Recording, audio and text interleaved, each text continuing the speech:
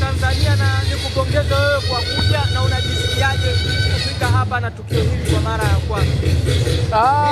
Ni siku kubwa kwenye historia na nilitamani pia kwenye diary yangu niandike kwamba tarehe 8 mwezi wa kwanza mwaka 2026 nami pia nilikuwa moja ya waandishi wa habari ambao nilienda kuwapokea timu ya taifa ya Tanzania iliyotoka Morocco na tulitolewa kwa huduma katika michuano ya AFCON, kwa sababu tulifika hatua 16 bora kwa mara ya kwanza kwenye historia ya mpira wa nchi yetu. Tangu timu ya taifa kuundwa hatujawahi kufika katika hatua 16 bora, lakini hata namna ambavyo tumetolewa kwa huduma, penalti imekataliwa.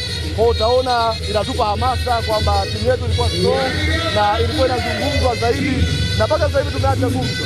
Timu nyingi zimetolewa, Kongo ameacha gumzo kwa sababu ya Patrick Lumumba, yule shabiki aliyokuwa anapiga namna ambavyo Patrick alikuwa anavaa mienendo yake na kama hivyo, lakini anazungumzwa kwa sababu ya Patrick Lumumba. Sisi Tanzania tunazungumzwa kwa namna tulivyomtikisa Giant Morocco, timu namba 1 barani Afrika, timu ambayo duniani na rank bora sana, timu iliyofika nusu finali kwenye michuano ya World Cup kama unakumbuka kule nchini Qatar. Kwa hiyo utaona namna ambavyo timu yetu imekuwa strong, na leo nikasema nitoroke, yani nimefanya kipindi kimataifa nikawaachia wengine, nikachukua pikipiki nikawahi kuja kuandika hii rekodi na historia kubwa sana kama ambavyo mashabiki nao wamejitokeza kwa wingi. Kwa hiyo kwangu ni furaha na hakika tumesogea, tumeadvance kwa kiwango kikubwa sana.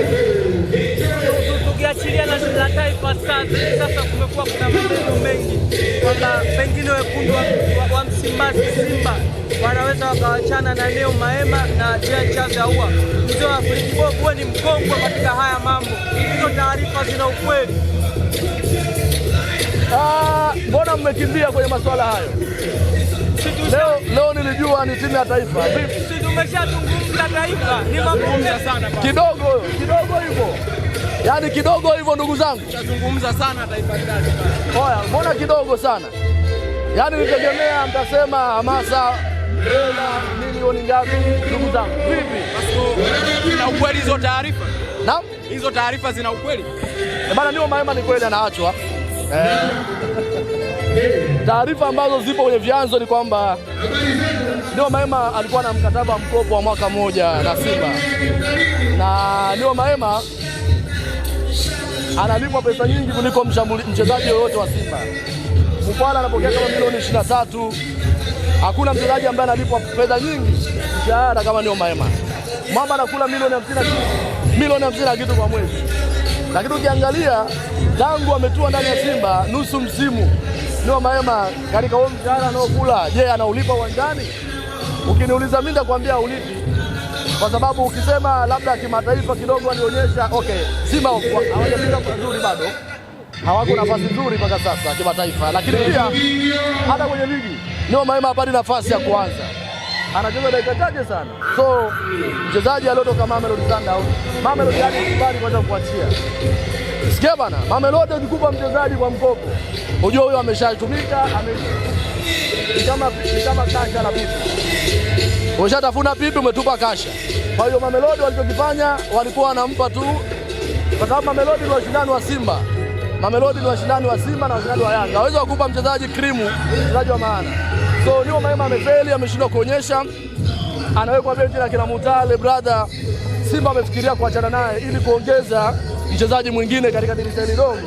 Na kwa sababu ni mkataba mkopo kwa Simba haina hasara yake ni work permit, vibali vya kazi na mambo kama hayo. Lakini ukisema kwamba labda walipata hasara, hawajapata hasara kwa sababu alikuwa ni mchezaji wa mkopo. So mimi naongea nao wakitaka kumwacha, kwa sababu nimepata taarifa kwamba wanataka kumwacha kwa sababu bado hajaonyesha, hajawapa kila ambacho anakitaka. Wanataka kuingiza mchezaji, na huyo mchezaji pia tayari jina limeshaingia kwenye friji bombo mpaka sasa. Ni nani huyo? Jibril Sila ameaga na amevunja mkataba pale PSG pale nchini Algeria. Jibril Sila alikuwa kama msingi, lakini nyota ambaye alifanya vizuri sana akiwa Raja Casablanca, amecheza Gesoura, amecheza tennis pale Senegal na maeneo mengi. Kwa Jibril Sila yuko free. Simba wanafikiria kupata mchezaji huyo ambaye anaenda kuongeza nguvu katika eneo la ushambuliaji. na ukiniambia Djibril Sila anaweza kwenda kukopa kwa sababu yeye ni mchezaji ambaye ni winga, ambaye ni inverted winga, anayetokea upande wa kulia, anapenda kutumia mguu wake wa kushoto, anaweza kwenda kuongeza kitu kikubwa.